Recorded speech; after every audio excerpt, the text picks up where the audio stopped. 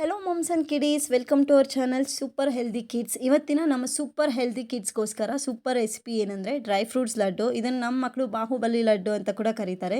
ತುಂಬ ಟೇಸ್ಟಿಯಾಗಿರುತ್ತೆ ಗೈಸ್. ನೀವು ಇನ್ನೂ ಡ್ರೈ ಫ್ರೂಟ್ಸ್ ಲಡ್ಡು ನಿಮ್ಮ ಮಕ್ಳಿಗೆ ಕೊಡ್ತಾ ಇಲ್ಲ ಅಂದರೆ ಇವತ್ತೇ ಟ್ರೈ ಮಾಡಿ.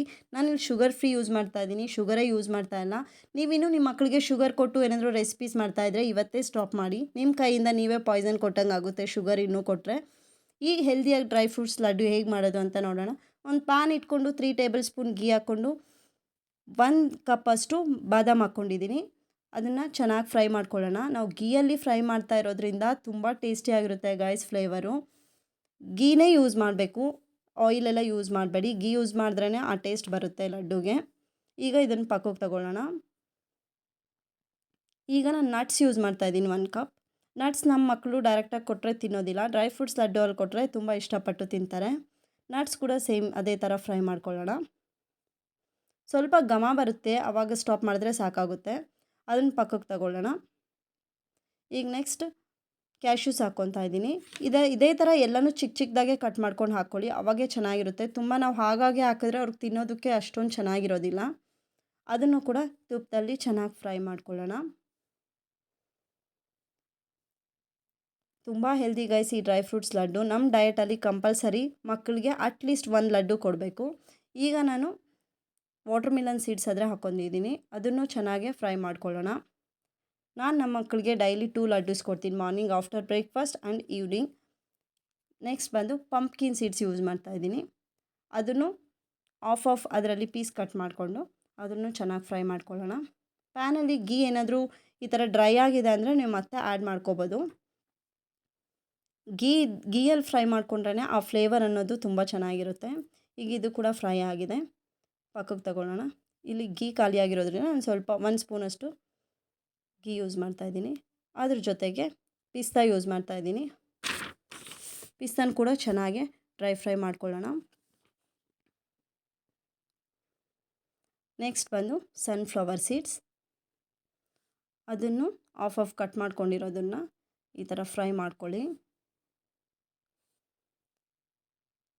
ಅದು ಕೂಡ ಫ್ರೈ ಆಗಿದೆ, ಅದನ್ನು ಕೂಡ ಸೈಡಿಗೆ ತಗೊಂಡು ನೆಕ್ಸ್ಟ್ ಇಲ್ಲಿ ಇಂಪಾರ್ಟೆಂಟ್ ಕಪ್ಪು ಎಳ್ಳು ಮತ್ತು ಬಿಳಿ ಎಳ್ಳನ್ನ ಯೂಸ್ ಮಾಡ್ತಾಯಿದ್ದೀವಿ. ಇದನ್ನು ಮಾತ್ರ ಸ್ಕಿಪ್ ಮಾಡಬೇಡಿ ಗೈಸ್. ನಮ್ಮ ಡೈಲಿ ಡಯಟಲ್ಲಿ ಇದು ಕಂಪಲ್ಸರಿ ಇರಬೇಕು. ಇದರಲ್ಲಿ ಹೈಲಿ ನ್ಯೂಟ್ರಿಷಿಯನ್ಸ್ ಇರುತ್ತೆ, ಕ್ಯಾಲ್ಶಿಯಮ್ ಇರುತ್ತೆ, ಫೈಬರ್ ಇರುತ್ತೆ, ಪ್ರೋಟೀನ್ಸ್ ಇರುತ್ತೆ. ನಾವು ಯಾಕೆ ಸ್ಕಿಪ್ ಮಾಡಬೇಕಲ್ವಾ ಇದನ್ನು?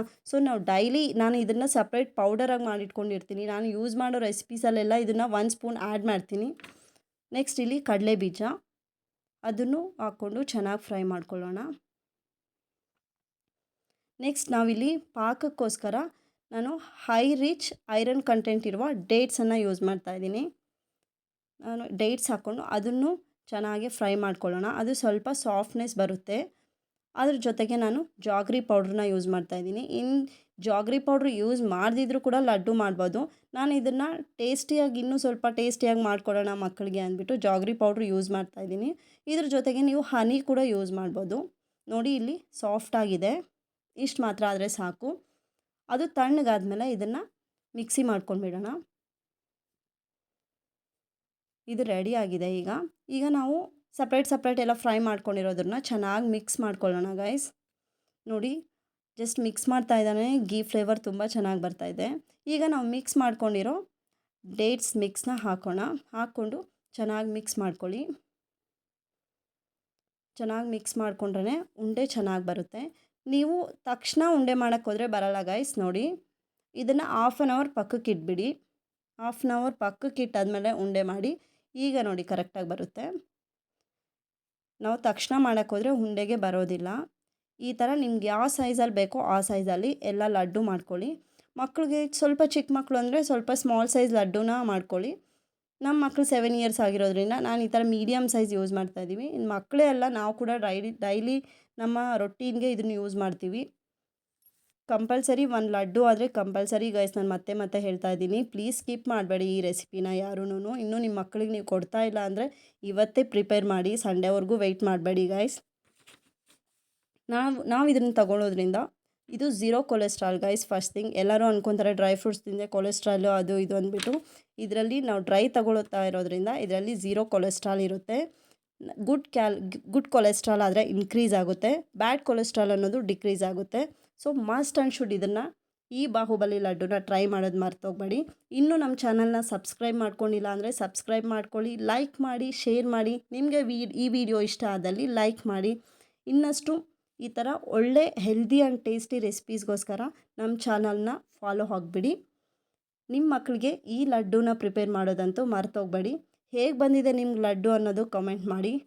ನೋಡಿ ಎಷ್ಟು ಚೆನ್ನಾಗಿರುತ್ತೆ ಅಂದರೆ ತಿನ್ನೋದಕ್ಕೆ ತುಂಬ ಚೆನ್ನಾಗಿರುತ್ತೆ guys. Thank you for watching.